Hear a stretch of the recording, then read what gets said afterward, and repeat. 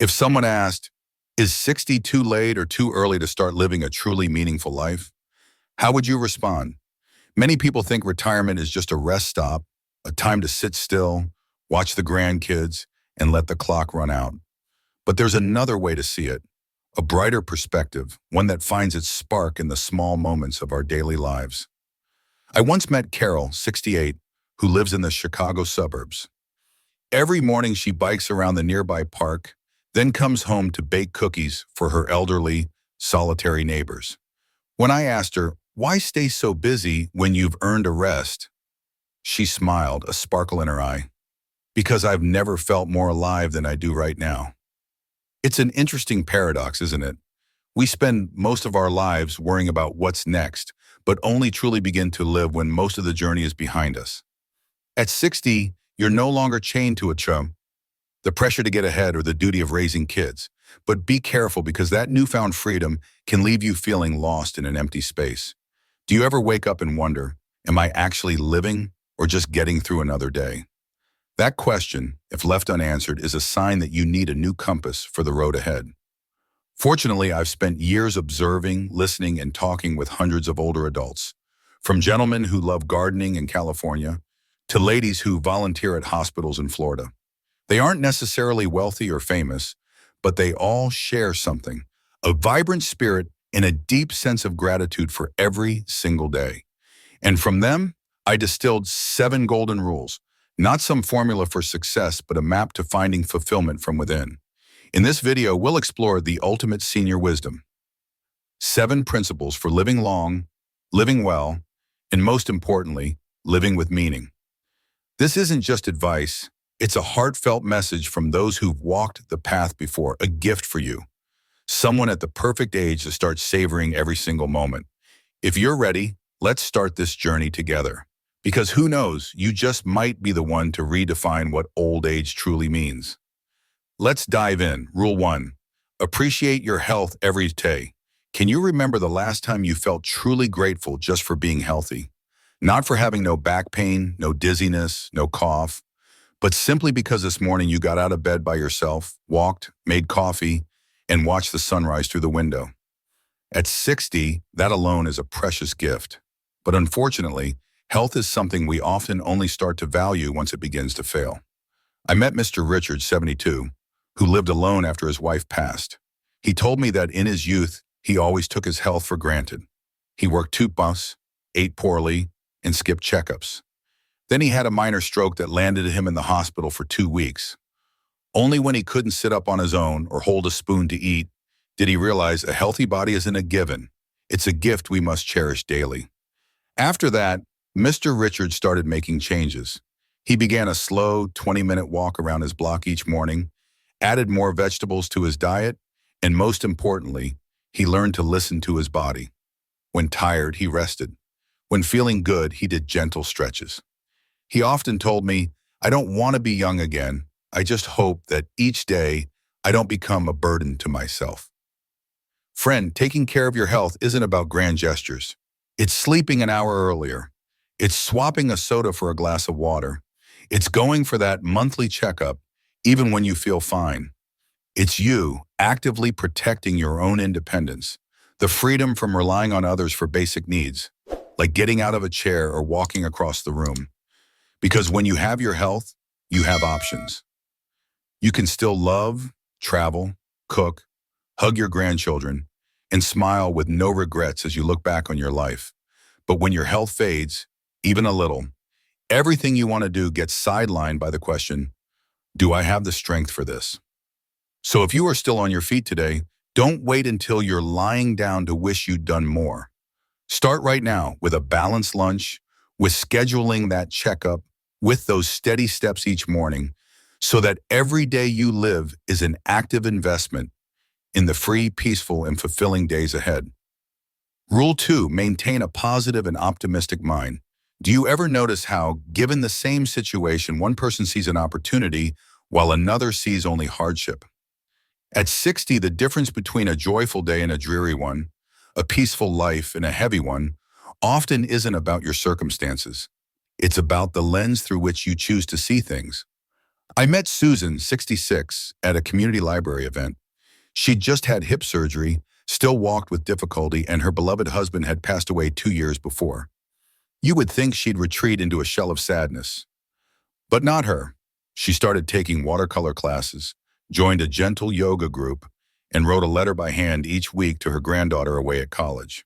When I asked her secret for staying so positive, she just smiled. Because I still have tomorrow to look forward to, still have light to see, and still have a heart that can love. Look, after 60, life isn't a straight line. You may have to part with old habits, say goodbye to a few old friends, and learn a slower pace. But if you let your mind get stuck on what's gone, you'll miss out on what's coming. Being positive doesn't mean you're happy all the time. It means that when sadness comes, you let yourself feel it, but you don't set up camp there. It's choosing to believe that the sun will come out after the rain. It's waking up and instead of groaning about a sore knee, telling yourself, at least I can still feel. At least I can still move forward. Keeping an optimistic mind is like cleaning your glasses to see the world more clearly. When you learn to approach life with gratitude and a gentle spirit, you'll find more peace and more joy, regardless of your age or situation. And that mindset feeds back into your body. You'll sleep better, have stronger immunity, and live longer. Because ultimately, what truly nourishes us in our later years isn't just supplements or good food. It's a soul free from bitterness, a heart that's still open, and a quiet faith that no matter what, I can still choose to be kind to myself. Rule 3, maintain meaningful relationships. Does your house ever get so quiet you could hear a pin drop? Not because you're alone, but because the easy conversations and ready laughter of years past seem to have faded with time. At 60, loneliness often comes not from a lack of people, but from a lack of genuine connection. I met Daniel, age 70, at a local church group.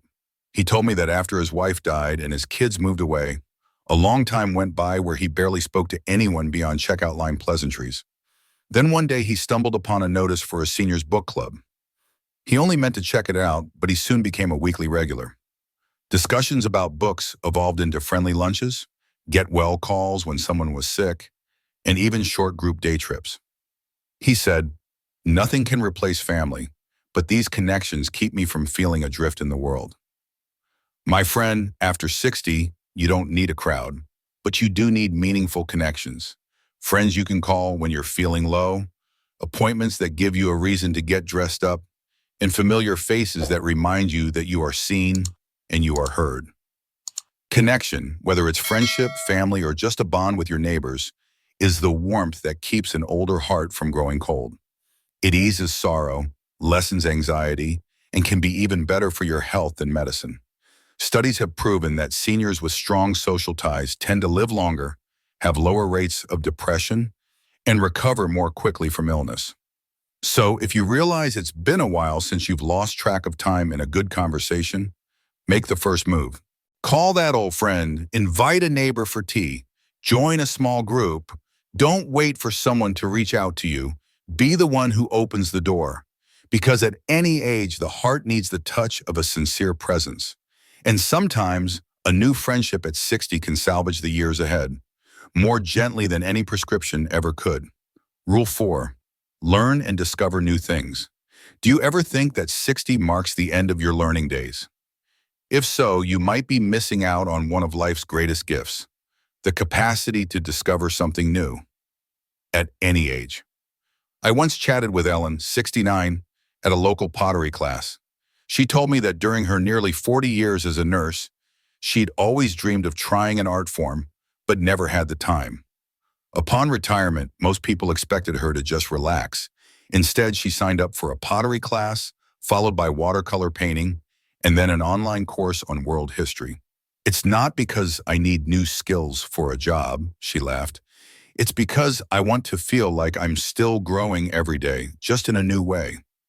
My friend, after 60, your mind might not be as quick as it once was. That it's a given. But curiosity, the desire to understand the world, and the buzz of trying something new, that's timeless.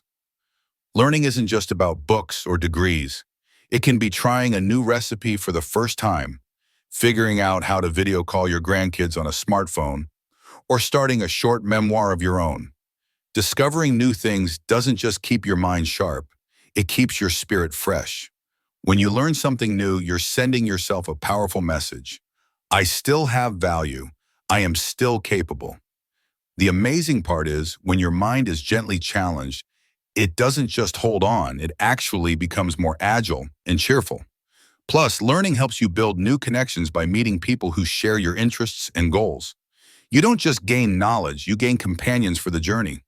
You might not become an expert, but you will become a more inspired version of yourself. So if there's something you've always wanted to do but never tried, start now. An online class, a local club, or simply a book outside your usual genre. Give your mind new places to go, because as long as your mind keeps expanding, your life isn't standing still. And that's a fantastic way to live fully, no matter the number of candles on your cake. If you're still with me and finding this helpful, let me know by dropping a 4 in the comments below. And if you're not subscribed yet, please consider hitting that button and the notification bell. Your support means the world and helps me create more inspiring content like this. Rule 5. Slow down and enjoy the present. Can you remember the last time you sat perfectly still, doing nothing at all, just listening to the wind outside the window, or watching the colors of a sunset fade? In a world constantly pushing us to be faster, do more, and achieve more, slowing down feels like a luxury, one that, after 60, you finally have the right to claim. I met Jorge, 73, who lives in a small town near Seattle. He was once the head of a major construction firm, used to back-to-back meetings, crushing deadlines, and a constantly ringing phone. When he retired, he felt strangely adrift. I didn't know what to do with myself, he said. But then he started taking afternoon walks, learned to photograph the wildflowers on the roadside, and began writing down small memories from his childhood.